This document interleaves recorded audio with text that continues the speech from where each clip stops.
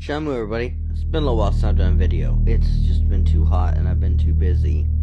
But, ancestors. It's been all the rage to talk about lately in my circles, and I am loving it.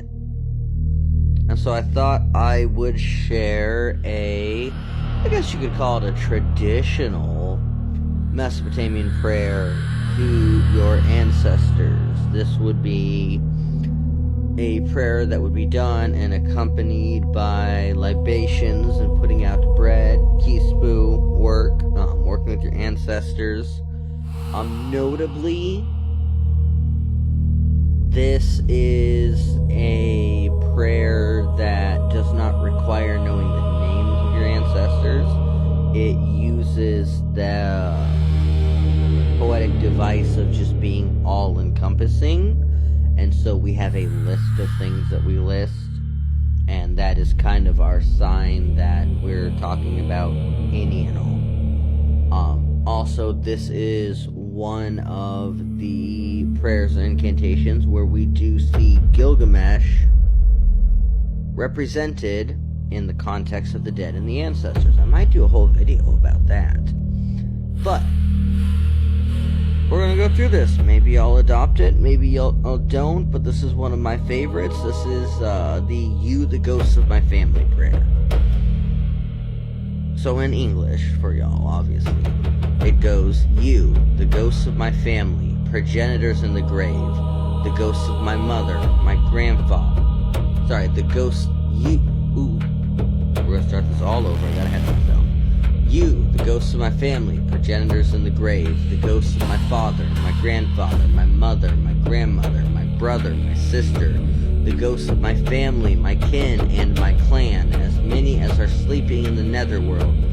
I make a funerary offering to you, I pour out water to you, I lavish care upon you, I glorify you, I honor you. Stand here today before Shamash and Gilgamesh, judge my case, decide my verdict. Whatever evil that is in my body, my flesh, and my sinews, hand over to Namtar, counselor of the netherworld.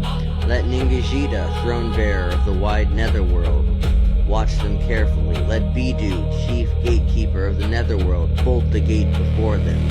Seize it and take it down to the land of no return. Let me, your servant, live.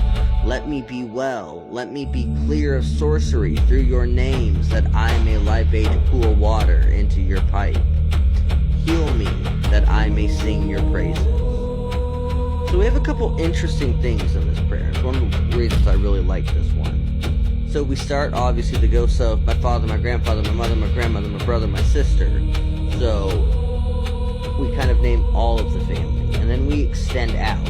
The ghosts of my family, my kin, and my clan. Essentially, these would not have been words that the Sumerian, your standard Mesopotamian, would use, but the idea of, alright, my family, my immediate people, and then my circle of people. So the idea of extended ancestors is shown within this prayer. As many as are sleeping in the netherworld, which is where all people go once they die. They pass over the mountain of Khur and they go to the netherworld. So we start by calling and naming all these things.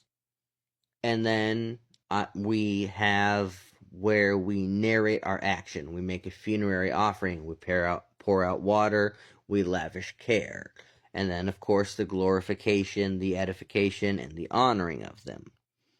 Then we ask for our ancestors to come and stand before our gods, before Shamash and Gilgamesh. Gilgamesh enforcing the oaths of the netherworld, and Shamash being the big dude who stamps the decrees and makes all the judgments.